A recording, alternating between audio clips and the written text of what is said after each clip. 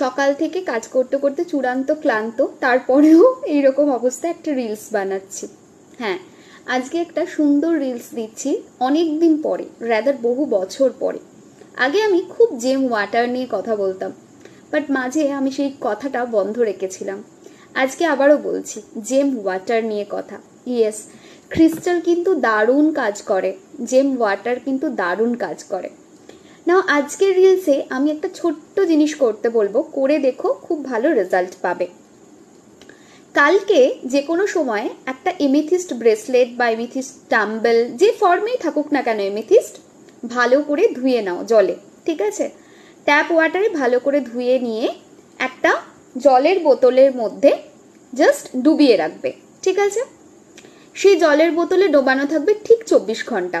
কালকে যদি সকালবেলায় ডোবাও তাহলে পরশুদিন সকালবেলায় তুলে নেবে, তুলে নিয়ে মন্ত্র পাঠ করে আবার হাতে পড়ে নেবে।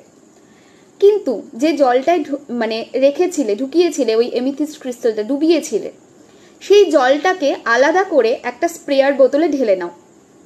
আর প্রত্যেক দিন রোজ রাত্রিবেলায় একবার জাস্ট চুলের গোড়াতে স্প্রে করে দাও, অল্প করে। আর যদি মনে হয় ঠান্ডা লাগার ধাত আছে, তাহলে স্নান করার পরে একটু চুলে স্প্রে করে দিও। 1 মাস করো, তারপরে আমার ফিডব্যাক চাই।